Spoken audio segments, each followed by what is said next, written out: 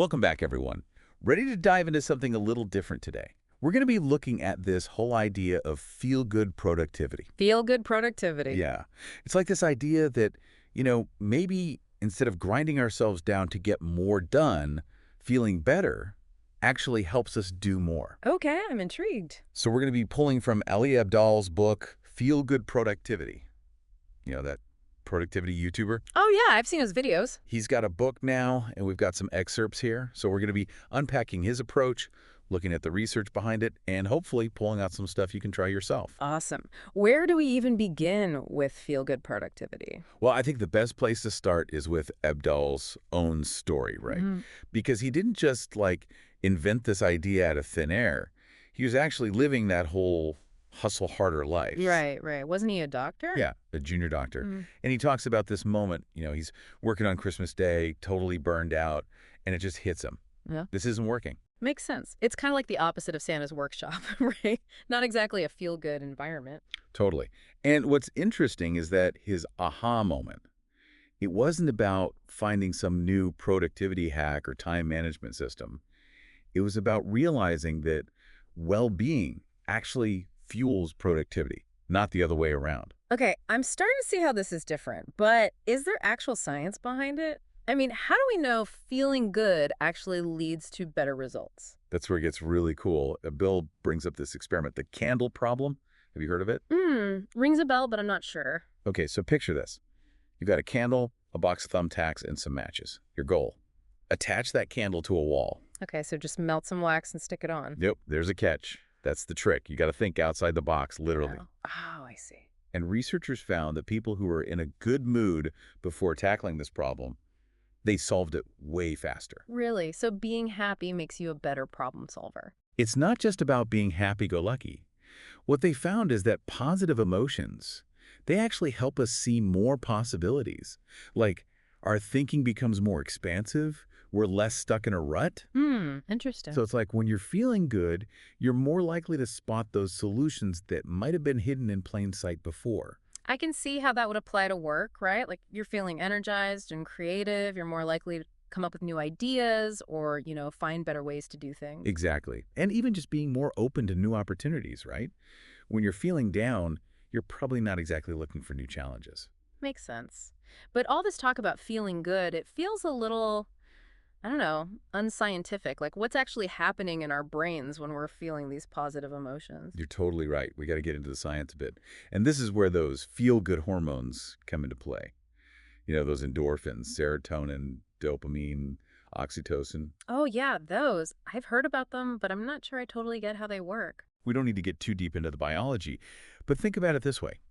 Ever notice how after a good workout you feel like you can conquer the world? Totally. That's endorphins at work. They help you think more clearly and creatively. And then there's dopamine. That's the one that gives you that rush of satisfaction when you achieve a goal, which motivates you to do even more. Okay, I see. So it's like different hormones for different aspects of feeling good, A&E getting things done. Exactly. Each of these hormones contributes in its own way.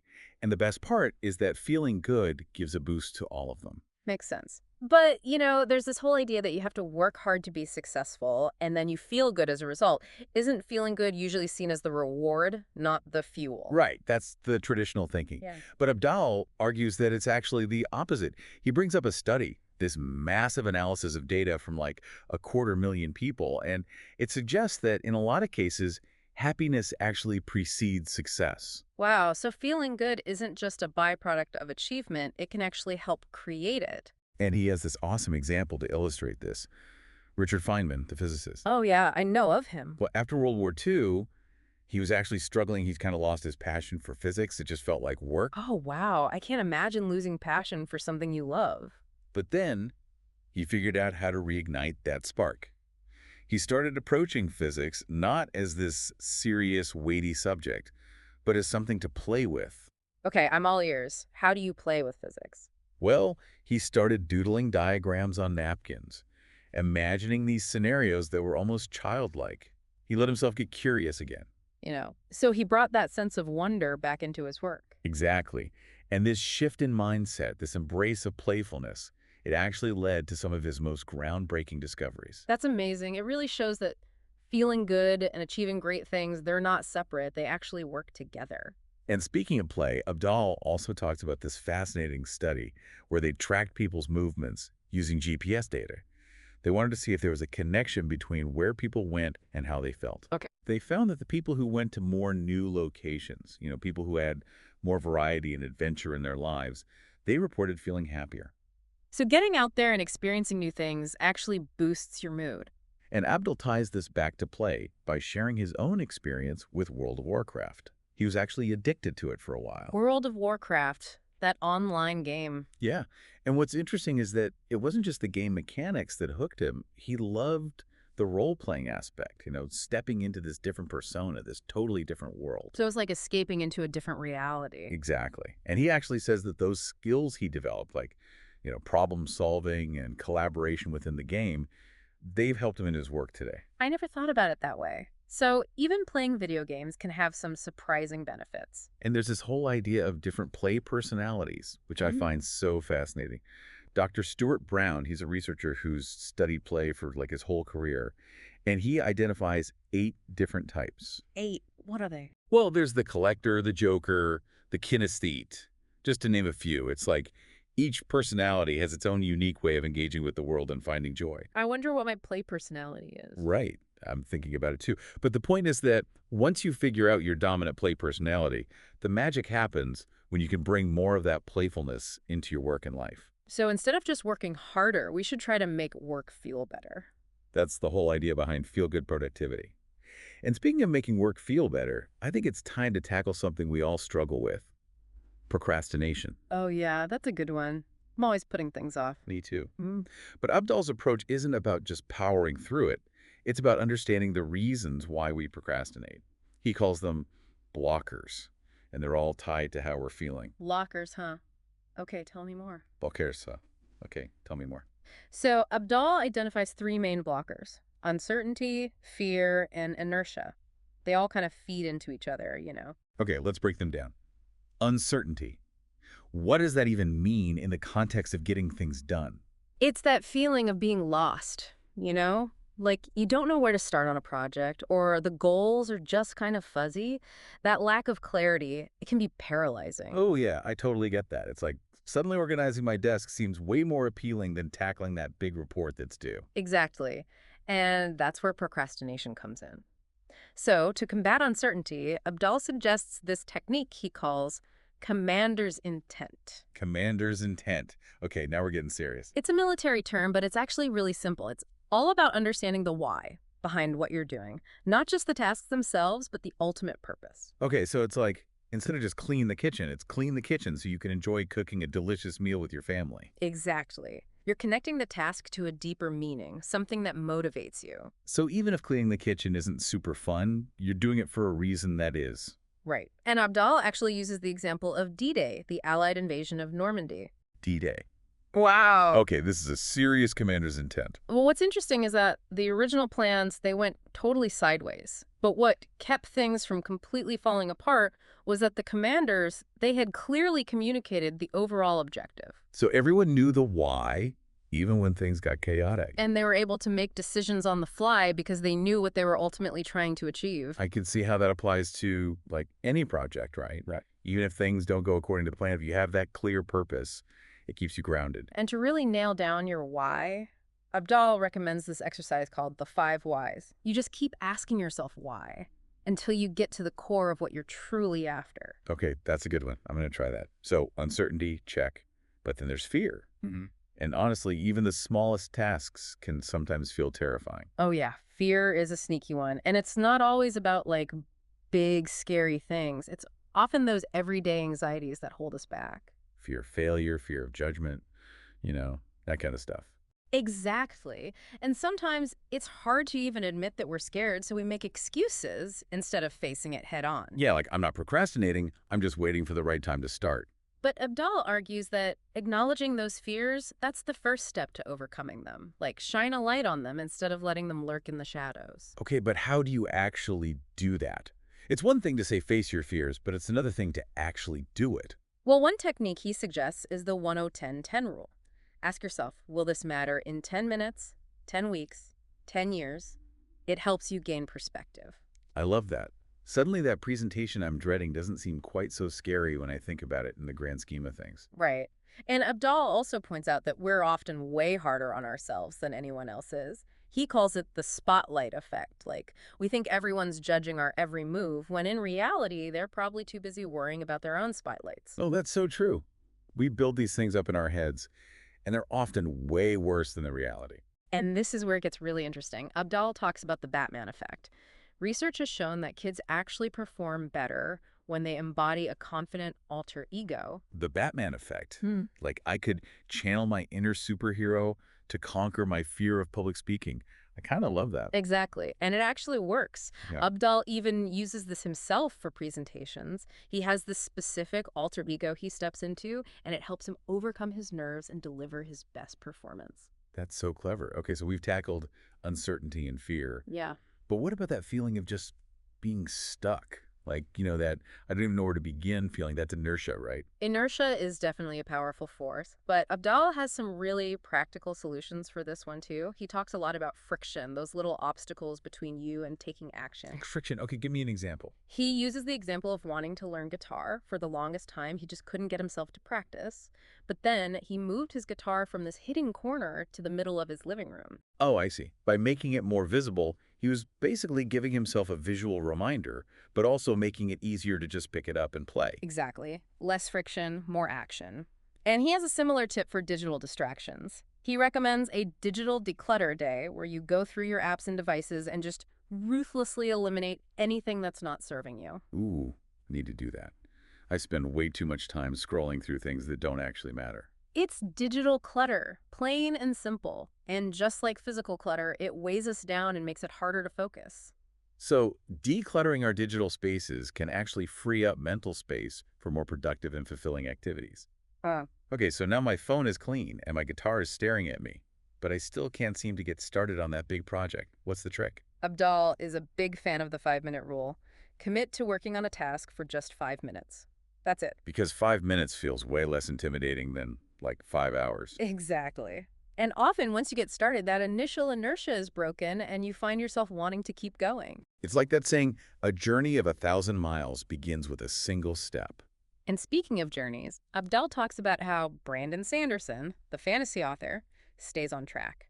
He's known for these massive books, and he has these strict deadlines, so he meticulously tracks his word count and celebrates every milestone, no matter how small. It's like turning that big, daunting task into a series of smaller, more manageable wins. And who doesn't love celebrating a win, right? And research actually shows that tracking your progress increases your chances of achieving your goals. But sometimes, even with all these techniques, we need a little extra help. Yeah, sometimes willpower just isn't enough. What do you do when you need that extra push? That's where accountability comes in. Abdal suggests finding an accountability buddy, someone who can provide encouragement, support, and maybe a little nudge when you need it. Because it's definitely easier to let yourself down than to disappoint someone else. Yeah. But how do you find the right person for that? It's about finding someone supportive, but also someone who will challenge you and hold you accountable to your goals. Like, think of it as having a personal cheerleader and a coach all rolled into one. That's a great analogy. But what about when we inevitably do slip up? We're talking about feel-good productivity. But beating yourself up for procrastinating doesn't exactly feel very good. That's where self-forgiveness comes in. It's so crucial. Abdal even mentions this study where they found that students who forgave themselves for procrastinating were actually more productive in the long run. So instead of dwelling on the past, it's more productive to just focus on moving forward. It sounds like this whole section on procrastination has really been about understanding ourselves better, not just trying to force ourselves into productivity. Exactly. It's about making work feel better, not just making ourselves work harder. But how do we sustain this feel-good approach over time? Because even with all these great techniques, burnout is still a real risk, right? That's what I'm wondering. It feels like this is all about finding a balance, which can be tricky. I feel like this is all about finding a balance, which can be tricky. It is tricky. But the good news is that Abdal has some great insights into how to avoid burnout. He actually breaks burnout down into 3 different types: overexertion burnout, depletion burnout, and misalignment burnout. Okay, 3 different types. Yeah. That's already making me feel a little less overwhelmed. Yeah. Let's start with overexertion burnout. What does that look like? Think of it like sprinting a marathon. You might start strong, but you're going to burn out fast. It's that classic hustle harder mentality gone wrong. You're taking on too much, working too many hours, and never giving yourself a chance to recover. So it's like that go, go, go mentality that's so common these days. But how do you actually break free from that? It feels like our whole culture celebrates being busy all the time. It's definitely a challenge, but Abdal uses this really cool analogy to explain this. He talks about LeBron James, the basketball superstar. LeBron James. Okay, I'm intrigued. What does basketball have to do with burnout? Well, if you watch LeBron closely, you'll notice something interesting. When he's not directly involved in the play, he's often one of the slowest guys on the court.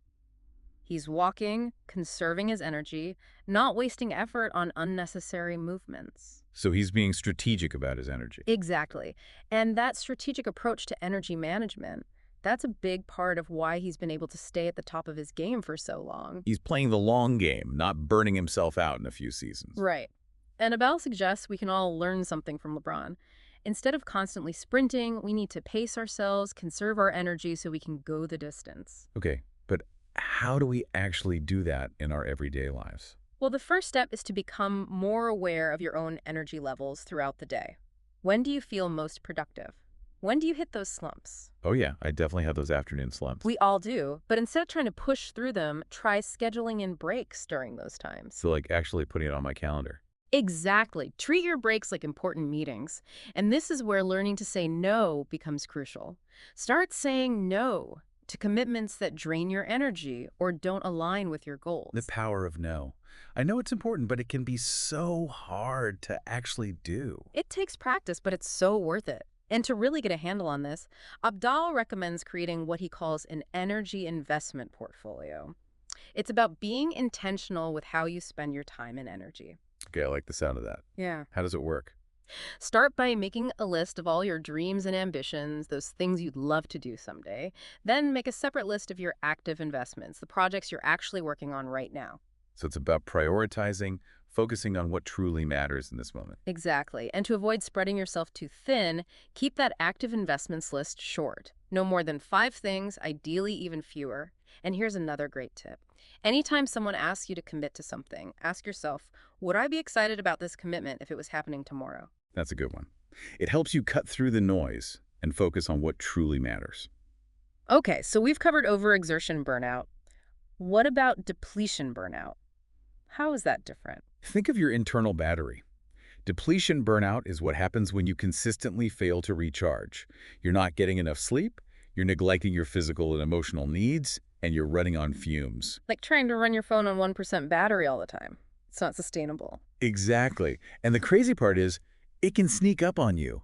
You might not even realize it's happening until you're completely exhausted. So how do we combat this? By recharging. Abdal talks about 2 main types of recharging: creative recharging and natural recharging. Okay, so we're plugging back into the energy source. Tell me more about creative recharging. It's all about those activities that spark joy and curiosity, the things that make you feel energized and in the flow. Think hobbies, passion projects, anything that allows you to tap into your creativity and get lost in the moment. So it's not about checking things off a to-do list, it's about doing things that actually feel good. But what if you've kind of lost touch with what you actually enjoy doing? Where do you even begin? Abdal suggests looking for activities that have these 4 key characteristics: controllable, attention-grabbing, liberating, and meaningful. He even came up with an acronym for it, Call M. I love a good acronym. Okay, so controllable meaning I have some sense of agency over the activity, right? Something I choose to do. Exactly. And attention-grabbing meaning it truly captures your interest and focus. Liberating means it provides a break from your usual routines and responsibilities. And meaningful because it connects to something you value, something that gives you a sense of purpose. Those are really helpful guidelines. I could already think of a few activities that fit that description. So what about natural recharging? This is where we tap into the restorative power of nature. Spending time outdoors has been proven to lower stress, improve mood, and even boost cognitive function. I know I always feel better after a walk in the park, but I never realized there was actual science behind it. It's not just a feeling, it's a real phenomenon. And the good news is you don't need a week-long wilderness retreat to reap the benefits. Even small doses of nature can make a big difference. Like what?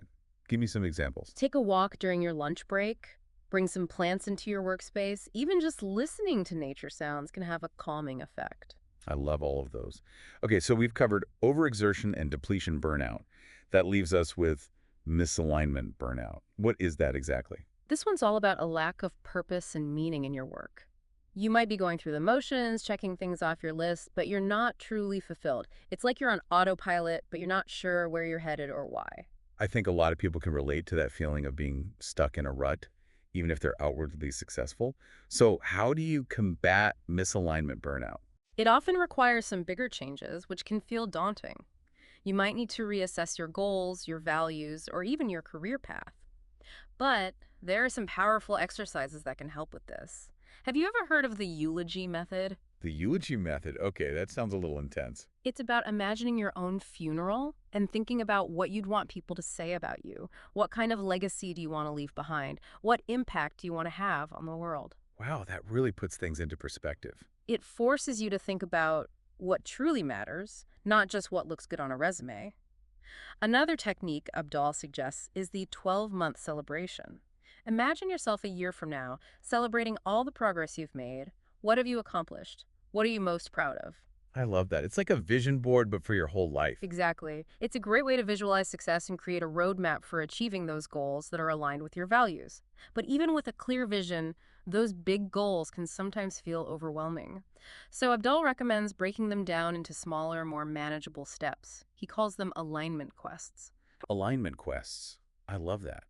So how do you create an alignment quest? Choose 3 specific actions you can take each day to move you closer to your bigger goals. They don't have to be huge. Even small steps can make a big difference over time. It's about making consistent progress, even if it's just a few small steps each day. And finally, remember this is a journey. Approach it with curiosity and be open to experimenting. Try different techniques, see what works for you, and adjust your approach as you learn and grow. Because there's no one-size-fits-all solution to productivity or to avoiding burnout. That's the beauty of it. It's about finding what feels good for you, what helps you do your best work, and what allows you to live a more fulfilling and meaningful life. Well, that was a deep dive into feel-good productivity. We've covered a lot, but I think the takeaway message is clear. Productivity isn't about pushing ourselves to the limit. It's about finding ways to make work feel better so we can do more of what truly matters to us. And by prioritizing our well-being, understanding our emotions, and overcoming those blocks, we can unlock a level of productivity that's sustainable and deeply fulfilling.